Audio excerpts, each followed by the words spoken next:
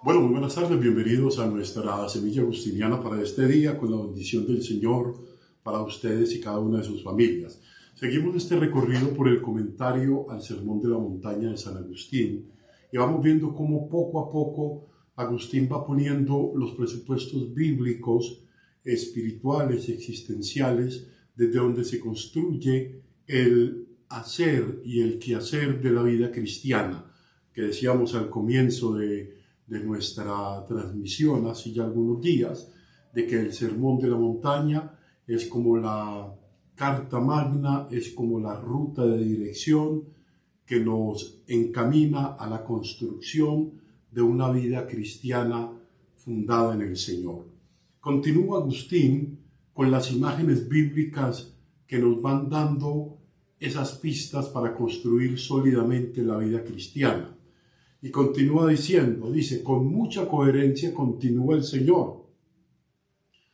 Ustedes son la sal de la tierra, mostrando con esto pues, que han de ser tenidos por insensatos aquellos que, ambicionando la abundancia y temiendo la escasez de bienes temporales, pierden los bienes eternos que no pueden ser quitados por los hombres. Qué interesante esto. Son sal de la tierra aquellos que no temen perder los bienes temporales, que son eso, son solo temporales, pero que es insensato el que se arriesgue a perder los bienes eternos, dado que esto no lo da ningún hombre y no existe ningún bien material que pueda comprarlo, según Agustín. Por lo tanto, si la sal se volviese sosa, esto es bien interesante, ¿con qué poder, con qué volvería a ser salada? Es decir, ustedes, por los cuales se puede decir que deben ser fundados los pueblos, o sea, ustedes en los que está la tarea y la responsabilidad de fundar los pueblos en el mensaje de la palabra, por temor a las persecuciones temporales, perdiesen el reino de los cielos, no estarían bien. Dice, ¿quiénes serán los hombres mediante los cuales se libren del error, dado que el Señor los ha escogido para eliminar el error de los demás? ¿Quiénes son los que son sal? Aquellos que están dotados de la gracia de Dios, del llamado, que fueron llamados y elegidos, que fueron instruidos en la palabra. Esos son los que son sal, o sea, son los que pueden eliminar el error de los demás. Qué interesante esto, ¿no? En efecto, no sirve para nada, dice, la sal insípida, sino para ser arrojada afuera y ser pisada por los hombres, pues no es pisoteado por los hombres quien padece persecución, sino quien temiendo la persecución se vuelve fatuo, se vuelve superficial, que solo puede ser pisado quien es inferior, pero no es inferior quien aunque su cuerpo sufra, dice Agustín, en la tierra, sin embargo, su corazón está fijo en el cielo. O sea, ¿quién frente a los avatares, frente a las contrariedades, frente a los sufrimientos, frente al dolor mismo de la vida, cuando se tiene bien fundada la vida en el Señor, el corazón está fijo en el cielo, lo demás es lo demás, se siente, duele, puede generar algo de desesperación, pero no se pierde jamás la esperanza. Continúa Agustín con otra imagen. Hablamos de la sal. Ahorita la otra imagen que va a usar Agustín es: ustedes son la sal del mundo. Esta expresión bíblica es así como antes se había dicho, los que están fundados en el Señor son la sal de la tierra. Ahora dice, luz del mundo. Entonces vamos a ver el modo como Agustín va entendiendo esto. Dice, ni antes se debe entender la tierra como aquella que pisamos con los pies. Entonces ya va aclarando algo. No hay que entender la tierra como aquella que pisamos con los pies. Vamos a ver, sino los hombres que viven en la tierra. ¿Quiénes son tierra?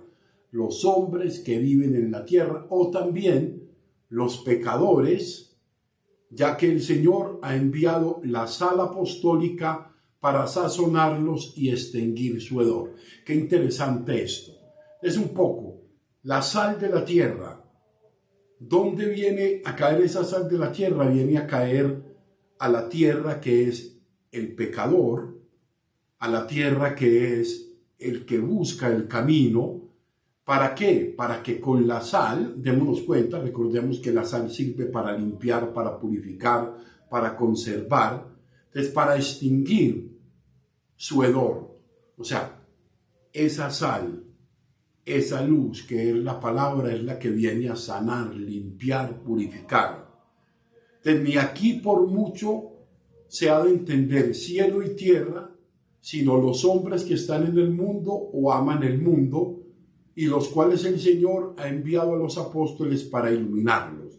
Entonces, fíjense, cielo y tierra, también referido a los hombres, bien sea que estén aferrados al mundo como tal, a las vanidades del mundo como tal, que todos las tenemos, o cielo también como la condición de aquel que mira a lo alto, ¿no? Dice que no se puede encubrir una ciudad construida sobre el monte. Y aquí ya va a utilizar esa otra imagen. Es decir, fundada sobre la insigne y gran justicia, simbolizada también con el monte del Señor, con el monte donde el Señor está enseñando. Está sentado sobre el monte, sobre la ley, sobre los profetas, sobre la verdadera justicia. Es allí donde sentado, decíamos que sentado es el que tiene la autoridad para enseñar, es donde va precisamente preparando a sus discípulos, a los de ayer y también a nosotros, a los de hoy, para ser sal y para ser luz del mundo. Luz del mundo como construcción del Dios que lo creó, ¿no? Es bien interesante Entonces, dice que va a utilizar ya ahora la otra expresión, ni encienden la lámpara y la ponen bajo el celemín, sino sobre el candelero. Él no se pone por debajo la lámpara, en un lugar donde no pueda ser notada, donde no pueda alumbrar, sino sobre el candelero. Ahora, Agustín es un especialista en ahondar los significados. Entonces dice, ¿cómo podemos interpretar esto? Juzgaremos que se ha dicho de esta manera debajo del celemín para que se entienda solamente la ocultación de una luz, como si dijera, nadie enciende una luz y la oculta. Esta es una de las interpretaciones, no esconder la luz. O también puede simbolizar el celemín alguna otra cosa, ya que poner la luz bajo el celemín es considerar el bienestar del cuerpo más importante que el anuncio de la verdad, hasta el punto de no anunciar la verdad, ya que teme sufrir cualquier molestia, tanto en lo que se refiere a las cosas temporales como a las cosas corporales como a las temporales. Bien interesante. Entonces, poner la luz es considerar debajo del celemín, es ver las cosas solo en su materialidad, es no ir al fundamento, es no ir a la esencia misma de las cosas, es poner la luz en el lugar donde solo se le da importancia al cuerpo, a la materialidad, y que no quiere decir esto que haya y que se tenga que tener un descuido o una actitud irresponsable con el cuerpo, no, absolutamente, sino dar la primacía a los bienes temporales y no a los bienes espirituales, ¿no? Entonces continúa San Agustín. Y lo hace siempre con preguntas. Él pregunta y responde. Dice, la palabra celemín está justamente empleada antes de cualquier otro significado por la retribución de la medida con lo que cada uno recibirá la recompensa de aquello que hubiera practicado en vida. Démonos cuenta que Selemín es una medida, la medida de trigo, la medida que se hacía en la antigüedad. Según el texto aquí, la medida, la palabra Selemín, empleada también en otro significado como la retribución, como la medida justa que se recibe después de haber vivido, después de haber obrado el pago de las cosas buenas y malas que hubiese hecho mientras estaba vestido en su cuerpo. Qué interesante. Y analógicamente, como dice en otro lugar, de esta medida corporal, con la medida con la que hayas medido, se te va a medir. Fíjense qué interesante, Agustín, cómo va moldeando esta sal, esta tierra, esta luz, este Selemín, cómo cada uno de esos elementos va adquiriendo una gran importancia para que nos demos cuenta de la hondura, de la profundidad que tiene el mensaje del Sermón de la Montaña, que en últimas lo que nos está dando Agustín es una clave de interpretación espiritual y existencial para que encontremos en ese Sermón de la Montaña la respuesta que Jesús quiere darnos para construir en nosotros su mensaje, su palabra en cada uno, ¿no? Ahora bien, o ya sea porque los bienes transitorios que se consiguen con el cuerpo empiezan y terminan con cierta medida del Selemín, o tal vez se significa con el Selemín. Entonces, mientras que los bienes eternos espirituales no están determinados por esos límites, no pueden ser descritos en los límites del Selemín o de ningún tipo de medida, pues Dios no ha dado su espíritu tasado, ¿no? Porque el Selemín es una tasa, es una medida. Dios no ha dado su espíritu tasado, mermado, disminuido, tacaño, no. Dios da su espíritu y nos lo está dando verdaderamente a cada uno de nosotros. Entonces, pone la luz bajo el Selemín, quien oculta y oscurece la luz de la buena doctrina con las comodidades y ventajas temporales. Es lo que va como proponiendo el Señor ahí en esto, ¿no? O ya sea porque los bienes transitorios que se consiguen con el cuerpo empiezan y terminan con cierta medida o número de días determinados, lo cual tal vez se significa con el Selemín, esa medida en la que vamos construyendo más o menos nuestra misión, aquella que el Señor nos ha encomendado. Entonces, mientras que los bienes eternos o espirituales no pueden ser encerrados en tales límites, en consecuencia. Es bien interesante cómo termina la reflexión aquí ahora Agustín.